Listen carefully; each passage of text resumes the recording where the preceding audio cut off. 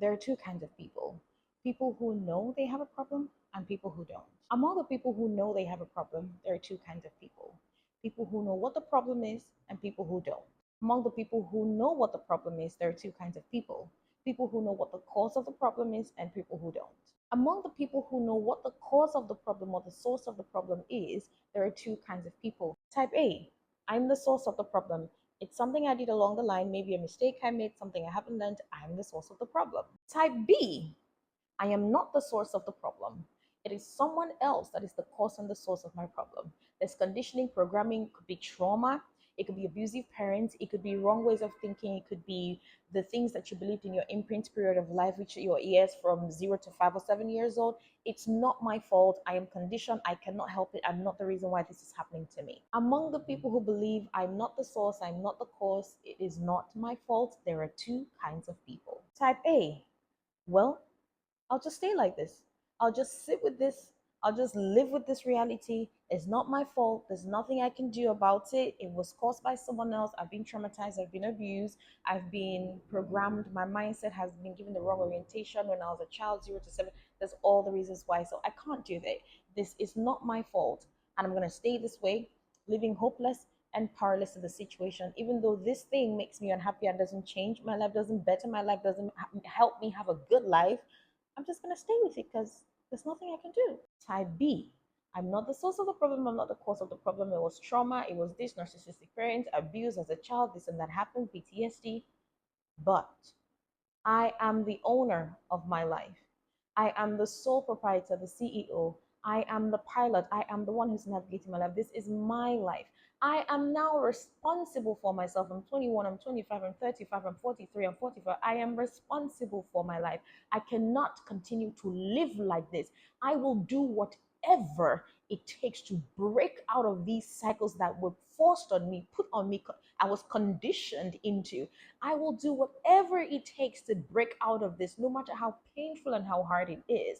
It's not my fault. It is my responsibility to change it. The person who did this to me is not going to come change it for me. Maybe that happens. Maybe they apologize. Maybe they realize they're wrong and that happens. But that is still not going to change the thoughts that I think in my head. These thoughts, the way I am, the way I think, the way I behave, the way my life is, it's not satisfying for me. So I'm going to change.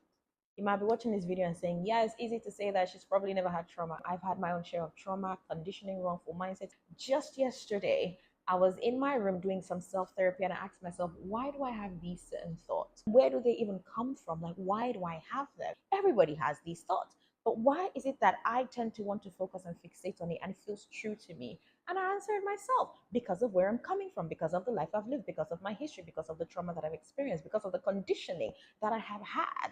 Understanding love to be performative and to be earned, understanding productivity and or worth, your worth being tied to productivity, under so many things, living with self-hatred, living with self-doubt, living with anxiety.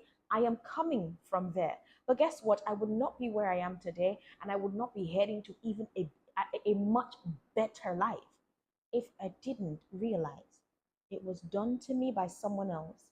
Now I'm doing it to myself.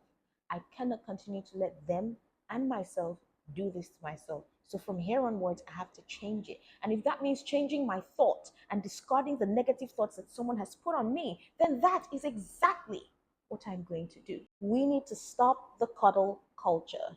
Healing is important. Feeling your feelings are important. Having a support system is important. It's important to cry. I say that in my videos. I have videos dedicated to preaching that you need to cry. So healing is important. Feeling your feelings are important, but you cannot focus and be consumed by it. The difference between the people who have negative thoughts and people who dwell on negative thoughts. Everybody has negative thoughts. Everybody cries. Everybody needs to feel their emotions, but you don't need to stay there. You don't need to dwell. So we need to stop coddling and make people get up and pick up the mantle for their lives. Yes, your abuser, the person who traumatized you, whatever the case may be, did it in the past. You don't need to continue doing it. I've had these conversations with my friends. Oh, well, he's trying to make amends. You don't know what his life was. He had a very traumatic past when he was young. Oh, well, you don't know. Not everyone comes from your background. Do you know what my background is? Oh, well, that's where she's coming from. She didn't have this as a child. She didn't understand this as a child. You're an adult with two, three children. You're a grown man with four or five children. You're a grown woman in college. You're grown enough to have a husband. You're grown enough to have a boyfriend. You're grown enough to have sex and to have children, but you're not grown enough to take your life into your hands. We want to just sit around and say it was done because of someone, so we're going to stay. I might sound harsh, but sometimes someone needs to punch you into waking. We coddle ourselves so much. A lot of people are working on healing now, but there's still some people that have a nonchalant attitude because we just want to sit and blame our abusers. Do your abusers have blame to take?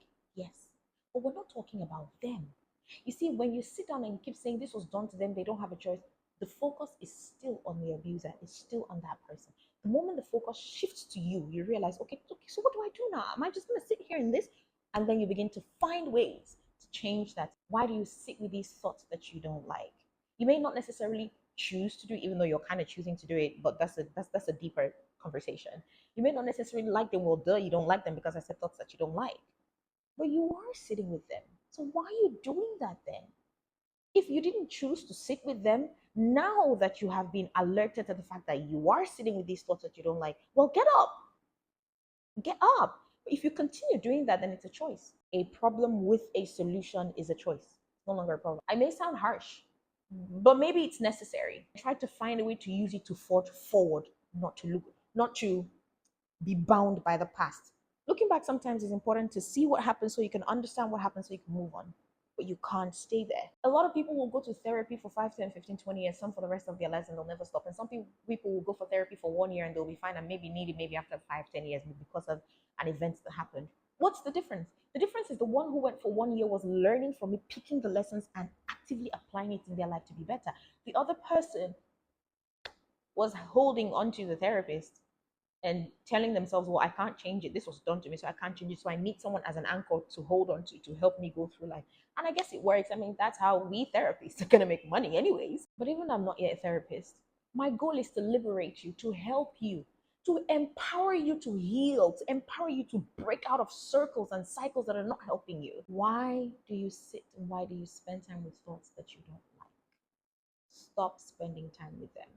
The why of who did it to you, or the cause, or why it happened, or why those thoughts are there, or why you're sitting and spending time with those thoughts, should not be the thing that stops you from getting up and leaving the room, getting up and ending that conversation or the time spent with those thoughts.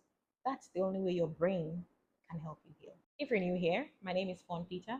I am a certified Christian REBT coach. Like, comment, and share this to people who you think need to hear it.